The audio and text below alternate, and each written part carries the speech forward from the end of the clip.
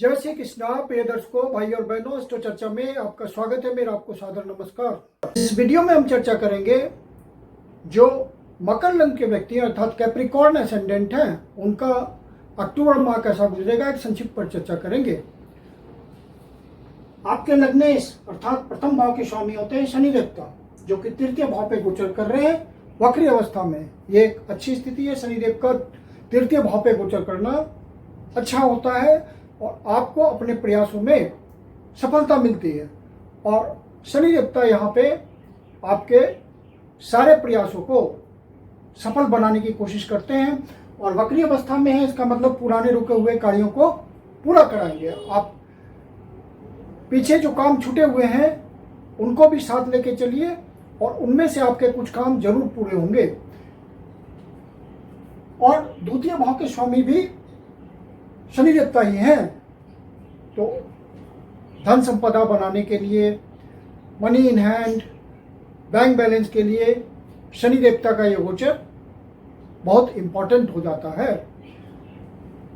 आपके प्रयासों से धन संचय करने में आप सफल हो पा रहे हैं और आप अपने आप को प्रयासों में लगाए हुए हैं। सिर्फ शनि देवता का डिमांड यह है कि आप सिंसियरिटी के साथ, डेडिकेशन के साथ, ऑनेस्टी के साथ अपने कर्म में लगे रहें और शनि देवता का रिजल्ट आपको धीरे धीरे आता रहेगा।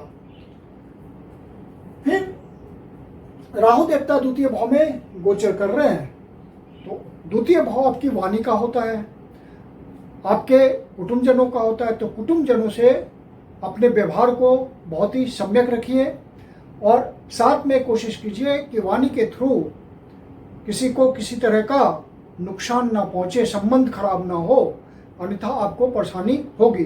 राहु देवता का इस भाव पे गोचर करना अच्छा नहीं होता है। तामसिक भोजन से बचें, किसी प्रकार के नशे से बचें, किसी प्रकार का आप बैड हैबिट से जरूर बचें, क्योंकि राहु देवता का इस भाव पे गोचर करना आपको एडिक्शन दे सकता है। स्मोक से दूर रहें, किसी भी तरह की नशीली दवाओं से दूर रहें, ये सब जरूर ध्यान रखें। और जो भी इन्वेस्टमेंट करते हैं बहुत सोच समझ के करें, क्योंकि यहाँ पे आपके धन की बर्बादी भी कराते हैं राहु देवता अचानक से, तो इस बात का आप ध्यान रखें। और राहु देवता से संबंधित आपको प्रॉब्लम हो रही है, आपके राहु की दशा चल रही है, महादशा, अंतरदशा, प्रत्यंतर दशा, और आप परेशान हो रहे हैं, तो किसी योगिक ज्योतिषी को दिखा करके आप पर्सनल रेमेडी लीजिए। वो ज़्यादा काम करते हैं। जनरल रेमेडी यह होती है कि किचन में आप बैठकर खाना खाएं। और सिमल्टेनियसली केतु देवता अष्टम भाव पे गोचर कर रहे हैं, तो अष्टम भाव पे केतु देवता का गोचर करना आपको अचानक से कोई परेशानी दे सकता है। इंजुरीज वगैरह से आप बचे रहें और स्वास्थ्य संबंधी परेशानियों पे ध्यान रखें। यदि आप पहले से स्वास्थ्य संबंधी परेशानी चल रही है, अब सीनियर सिटीजन है, तो विशेष रूप से मेडिकेशन, योगा, एक्सरसाइज, इन सब बातों के प्रति बिल्कुल सचेत रहें। और केतु देवता 8वें भाव पे गोचर कर रहे हैं, तो अचानक से होने वाली बातों को जन्म देंगे। और यदि केतु देवता से संबंधित आपको परेशानी चल रही है, आपके ओरिजिनल नेटल चार्ट में केतु देवता की पोजीशन बिगड़ी हुई है, तो वहाँ भी आप किसी योग ज्योतिषी से दिखा करके पर्सनल कंसल्टेशन लेके पर्सनल रिमेडी कीजिए। केतु देवता की जनरल रिमेडी यह होती है कि आप काले कुत्ते को खाना खिलाएं। शुभ भाव के स्वामी होते हैं मंगल देवता, और मंगल देवता दसम भाव पे गोचर कर रहे हैं। दसम भाव पे मंगल देवता को डायरेक्शनल स्ट्रेंथ मिलता है और मंगल देवता की सीधी डिजायर है 7वीं दृष्टि से शुभ भाव को देख रहे हैं, मतलब कर्म से आपको सुख की प्राप्ति होगी और आपकी एनर्जी सुख को जुटाने में लगेगी। ये इंडिकेशन है मंगल देवता का। और मंगल देवता 27 तारीख को यहाँ से निकल करके 11वें भाव पे गोचर करेंगे। वो और बेटर पोजीशन हो जाएगी, क्योंकि 11वें भाव पे क्रूर ग्रहों का गोचर करना आपको ज़्यादा धन की उपलब्धि कराता है। और मंगल देवता 11वें भाव पे जब गोचर करेंगे तो आपकी इच्छा पूर्ति करेंगे, ज़्यादा से ज़्यादा आपको धन देंगे अपने कर्म क्षेत्र से। और यहाँ गोचर करते हुए पंचम भाव को भी देखेंगे, तो संतान प्राप्ति के लिए भी ये बढ़िया समय हो जाएगा और आपके लिए इन सब बातों में प्लस पॉइंट होगा। यदि आप लव अफेयर में हैं तो वहाँ पे आप ध्यान रखें कि जो किसी तरह का डिफरेंसेस डेवलप ना हो, किसी तरह का एग्रेशन ना हो, क्योंकि मंगल देवता की सीधी दृष्टि होगी 27 तारीख से पंचम भाव पे। और जो स्पेकुलेशन के क्षेत्र में, शेयर मार्केट के धंधे में, वो भी सोच समझ के सारा डिसीजन ले, इम्पल्सिव नेचर का नहीं रहें, बहुत ही धैर्यपूर्वक लॉन्ग टर्म इन्वेस्टमेंट करें, या शॉर्ट टर्म इन्वेस्टमेंट करते हैं तो विशेष रूप से ध्यान रखें।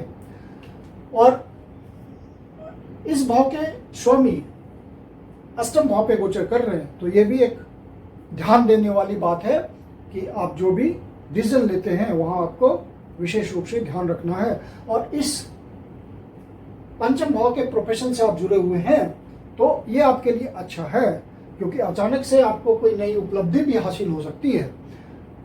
शुक्र देवता इस तरह के रिजल्ट आपको दे सकते हैं, क्योंकि वो राशि में गोचर कर रहे हैं, सूर्य देवता की राशि में गोचर कर रहे हैं, और सूर्य देवता के हिसाब से रिजल्ट देंगे। सूर्य देवता आपके भाग्य भाव पे गोचर कर रहे हैं, तो आपको यहाँ नए अवसरों की प्राप्ति होगी। यदि आप किसी तरह के कला से जुड़े हुए हैं, डांसिंग से, म्यूजिक से, आर्टिजन से, मॉडलिंग से, फैशन से इत्यादि, तो आपको बढ़िया फल मिलेगा, नए अवसरों की प्राप्ति होगी, ज़्यादा से ज़्यादा धन बनाने में आप सफल होंगे। फिर बृहस्पति देवता आपके छठे भाव पे गोचर कर रहे हैं, तो छठे भाव से जो संबंधित जिनके व्यवसाय हैं, जैसे किसी भी तरह के झगड़ों का निपटारा करते हों, विवादों का निपटारा करते होंगे, पुलिस में होंगे, डिफेंस में होंगे, डॉक्टर होंगे, लॉयर होंगे, जज होंगे, तो आपको यहाँ पे अपने काम में एक्सपेंशन मिलेगा, क्योंकि छठे भाव पे बृहस्पति देवता का गोचर काम में नए अवसरों की प्राप्ति कराएगा। और कम्युनिकेशन के थ्रू आपको काम मिलेगा, क्योंकि बृहस्पति देवता कम्युनिकेशन की राशि में मूलतः गोचर कर रहे हैं। और यहाँ से निकल करके फिर 18 तारीख को सप्तम भाव पे गोचर करेंगे, उच्च का गोचर करेंगे, तो ये बहुत अच्छी स्थिति हो जाएगी, क्योंकि यह भाव बिजनेस का होता है और सोशल स्टेटस का होता है। तो बृहस्पति देवता यहाँ गोचर करते हुए एग्जाल्टेड पोजीशन में, उच्च की स्थिति में, तो आपके स्टेटस को बढ़ाएंगे, सामाजिक स्थिति, सामाजिक हैसियत आपकी बढ़ेगी। यदि आप कोई बिजनेस करते हैं तो नया कोई प्रोजेक्ट लॉन्च कर सकते हैं, कोई नया वेंचर खोल सकते हैं। पार्टनरशिप का भी भाव होता है ये, तो पार्टनरशिप के साथ आप किसी के साथ पार्टनरशिप करते हैं तो वहाँ भी कुछ नए डिसीजंस ले सकते हैं, नए प्रोजेक्ट खोल सकते हैं।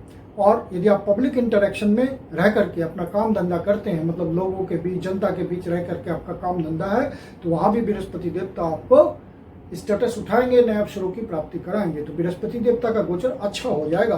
फिर ये आपके लाइफ पार्टनर का भी भाव होता है, तो लाइफ पार्टनर के साथ आपकी अंडरस्टैंडिंग बहुत अच्छी हो जाएगी, प्रेम सद्भाव बढ़ेगा। और यहाँ से बृहस्पति देवता आपको ब्लेसिंग दे रहे होंगे 7वीं दृष्टि से, तो आपकी पर्सनालिटी इंप्रूव होगी। प्रथम भाव आपकी पर्सनालिटी का होता है, आपके हेल्थ मैटर्स का होता है, तो हेल्थ मैटर्स भी सुधरेगा। यदि आपका पहले से हेल्थ खराब चल रहा है तो उसमें सुधार आपको महसूस होगा। और बृहस्पति देवता फिर यहाँ से पंचम भाव से आपको ब्लेसिंग दे रहे हैं, तो यहाँ पे आप दृष्टि डालेंगे 1 2 3 4 5, तो यहाँ पे ब्लेसिंग आएगी। इसका मतलब क्या हुआ? इसका मतलब यह हुआ कि आपको नए अवसरों की प्राप्ति होगी, किसी तरह का आपका प्रमोशन हो सकता है, किसी तरह का इंसेंटिव मिल सकता है, किसी तरह का आपका ओवर टाइम हो सकता है, जिससे आपको ज़्यादा धन की प्राप्ति हो जाएगी, क्योंकि बृहस्पति देवता की ब्लेसिंग अमृत के समान होती है और वो फलता फूलता है। फिर आपके बृहस्पति देवता की दृष्टि, 9वीं दृष्टि शनि देवता पे आएगी, 3य भाव पे आएगी, तो आपको प्रयास में सफलता मिलेगी। बृहस्पति देवता की ब्लेसिंग मतलब अमृत वर्षा, और आपको जो भी प्रयास में लगे हुए हैं वहाँ आपको सफलता मिलने लगेगी। और शनि देवता का नेचर भी आपके लिए फेवरेबल हो जाएगा बिल्कुल, क्योंकि शनि देवता बृहस्पति देवता की राशि में गोचर कर रहे हैं और बृहस्पति देवता यहाँ से अपनी राशि पे गोचर करेंगे और शनि देवता पे दृष्टि डालेंगे, तो उनका नेचर बृहस्पति देवता के जैसा हो जाएगा और आपको अच्छा फल मिलेगा जब 28 तारीख से बृहस्पति देवता यहाँ आएंगे। अब शुक्र देवता अष्टम भाव पे गोचर कर रहे हैं, तो जो भी हैवी इंडस्ट्री से जुड़े हुए हैं, मैन्युफैक्चरिंग से जुड़े हुए हैं, किसी तरह की फैक्ट्री चलाते हैं, हैवी इंडस्ट्री चलाते हैं, उन सब के लिए बढ़िया हो जाएगा। मैन्युफैक्चरर के लिए बढ़िया हो जाएगा, प्रोडक्टिविटी के लिए बढ़िया हो जाएगा। जो दूसरे के धन का मैनेजमेंट करते हैं, बैंक के थ्रू लोन दिलवाते हैं, इंश्योरेंस सेक्टर में हैं, उन सब के लिए यह बढ़िया हो जाएगा। यदि आप किसी ऐसे धंधे में हैं जहाँ समय और अवसर के अनुसार आप अपनी चीज़ों की कीमतों को बढ़ा के बेचते हैं, वहाँ के लिए अच्छा हो जाएगा। मेटल एंड मिनरल्स के धंधे से आप जुड़े हुए हैं, नौकरी से जुड़े हुए हैं, तो वहाँ भी आपको नए अवसरों की प्राप्ति होगी। शुक्र देवता धन कमाने में आपको सहयोग करेंगे। अचानक से आपका उत्थान हो सकता है क्योंकि शुक्र देवता लियो राशि में गोचर कर रहे हैं और शुक्र देवता यहाँ से निकल करके लेकिन 9 तारीख को भाग्य भाव पे आ जाएंगे तो और भी बेहतर स्थिति होगी। लेकिन शुक्र देवता यहाँ पे नीच के हो जाएंगे तो आपको प्रयास बढ़ाना पड़ेगा। शुक्र देवता यहाँ भी रिजल्ट देंगे, आपके भाग्य को चमकाएंगे, लेकिन उसके लिए आपको प्रयास की जरूरत होती है। जब कोई ग्रह नीच के गोचर करते हैं तो आपको प्रयास बढ़ा देना होता है, डाउन टू अर्थ रहना होता है और शुक्र देवता का आपको यहाँ बढ़िया फल मिलेगा। सूर्य देवता जो अष्टम भाव के स्वामी हैं, नवम भाव पे गोचर कर रहे हैं। 17 तारीख से पहले तो लंबी यात्रा का योग बनेगा, विदेश यात्रा का योग बनेगा। यदि आप एक्सपोर्ट इंपोर्ट के धंधे में हैं तो अपने काम के सिलसिले में आप बाहर भी यात्रा कर सकते हैं, मीटिंग्स हो सकती है, किसी तरह का निगोशिएशन हो सकता है। यदि आप बाहर जाने के लिए प्रयास कर रहे हैं तो उसमें भी सफलता मिल सकती है। और सूर्य देवता यहाँ से निकल करके 17 तारीख को 10वें भाव पे गोचर करेंगे तो बहुत ही सुंदर स्थिति हो जाएगी। हालांकि सूर्य देवता यहाँ नीच के होंगे तो सूर्य देवता से रिजल्ट लेने के लिए आपको सूर्य देवता की नियमित रोज उपासना करनी चाहिए, जल का अर्घ्य देना चाहिए सुबह में पूजा के बाद, और अर्घ्य देते वक्त जल में थोड़ा कुमकुम डाल दीजिए। ओम और गायत्री मंत्र का जाप कीजिए 108 बार प्रतिदिन, तो आपका सेल्फ कॉन्फिडेंस बना रहेगा। सूर्य देवता जब नीच के गोचर करते हैं तो कॉन्फिडेंस में कमी आती है, तो आप सूर्य देवता की उपासना रेगुलर करेंगे तो आपका कॉन्फिडेंस बना रहेगा और सूर्य देवता का रिजल्ट आपको आता रहेगा। सरकारी अधिकारियों से किसी तरह का आप अपने संबंधों को खराब नहीं करेंगे, बच के रहेंगे और इस बात का ध्यान रखेंगे क्योंकि सूर्य देवता नीच के हैं। और फिर बुध देवता 3 घरों में गोचर कर रहे हैं, पहले 2 तारीख तक यहाँ, फिर 3 तारीख से 10वें भाव पे और फिर 24 तारीख से 11वें भाव पे। तो 3 घरों का आपको रिजल्ट मिलेगा। बृहस्पति देवता यहाँ पे उच्च के गोचर कर रहे हैं लेकिन 2 दिन ही रहेंगे और फिर आ जाएंगे 10वें भाव पे। तो 10वें भाव पे बुध देवता का गोचर आपको न्यू अपॉर्चुनिटीज देगा। समय और अवसर के अनुसार कम क्षेत्र में अपनी बुद्धि लगाने को कहेंगे बुध देवता और प्रॉपर विजडम देंगे आपको कि किस तरह से फायदा उठाना है। यदि बिजनेस में है तो आपको प्रॉपर विजडम देंगे। यदि आप नौकरी में हैं तो अपने सीनियर से आप पूरी बुद्धिमानी के साथ चलेंगे, सलाह सही देंगे और अपने जूनियर का सहयोग सही से लेंगे तो बुध देवता आपको यहाँ पे अच्छा फल देंगे। और बुध देवता जब लाभ भाव पे चले जाएंगे तो और भी अच्छी स्थिति हो जाएगी और आपको ज़्यादा से ज़्यादा लाभ करवा और आपको ज़्यादा से ज़्यादा लाभ दिलाएंगे और आपको समाज के प्रभुत्व के लोगों से संपर्क बढ़ेगा और उनसे मॉनेटरी गेन मिलेगा, लाभ मिलेगा, अच्छे इनकम की प्राप्ति होगी। और 12वां भाव इस समय बृहस्पति देवता 6ठे भाव पे गोचर कर रहे हैं और 12वें भाव पे देख रहे हैं, तो ये बाहर से संबंध बनाने के लिए किसी भी प्रकार का बहुत अच्छा है, बाहर जाने के लिए बहुत अच्छा है। और बृहस्पति देवता जब 7वें भाव पे गोचर करेंगे तो व्यापार संबंधी कनेक्शन बाहर से बनेगा और आपका खर्च भी हो सकता है व्यापार पे, तो आपको सही ढंग से खर्च करना। हालांकि बृहस्पति देवता जब खर्च कराते हैं तो सही ढंग से खर्च कराते हैं, सही चीज़ पे ढंग खर्च कराते हैं, आपको सेटिस्फेक्शन होता है और उसका फायदा भी मिलता है। तो कुल मिला के ये गोचर आपके लिए बहुत अच्छा होने जा रहा है। और चंद्र देवता जब 6ठे भाव, 8वें भाव, 12वें भाव पर गोचर करते हैं तो उन दिनों का ध्यान रखना होता है। चंद्र देवता 6ठे भाव पे गोचर कर रहे हैं मिथुन राशि में 12 और 13 तारीख को, तो इन दिनों अनावश्यक किसी से अब वाद विवाद में ना उलझें और कोर्ट कचहरी के मामले से बचें। और चंद्र देवता जब 8वें भाव पे गोचर करेंगे सिंह राशि में, तो आपको चंद्र देवता जब 8वें भाव पे गोचर करेंगे 16, 17 और 18 तारीख को सिंह राशि में, इन दिनों आपको कोई नेगेटिव न्यूज मिल सकता है। यदि मन परेशान हो तो आप शिव जी के मंदिर में जाकर के शिवलिंग को दूध से जल से अभिषेक करें, ओम नमः शिवाय का जाप करें, शिव जी आपकी पीड़ा हर लेंगे, या विष्णु सहस्त्रनाम का पाठ करें। और चंद्र देवता जब 12वें भाव पे धनु राशि में गोचर करते हैं 26 और 27 और 28 तारीख को, तो इन दिनों आपका खर्चा बढ़ा हुआ हो सकता है। अपने बजट को नियंत्रित रखिएगा। मैं कुंदन शर्मा आप लोग का हार्दिक स्वागत करता हूँ।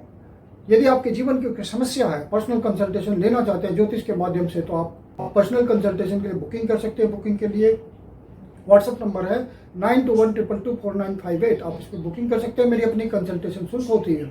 यदि आप मासिक फल नियमित रूप से देखते हैं तो आप हमारे चैनल को सब्सक्राइब करें, लाइक करें, शेयर करें और जो आपके जानकार हैं और इस विषय में इंटरेस्ट रखते हैं उनको भी मोटिवेट करें हमारे चैनल को सब्सक्राइब करने के लिए, शेयर करने के लिए। धन्यवाद।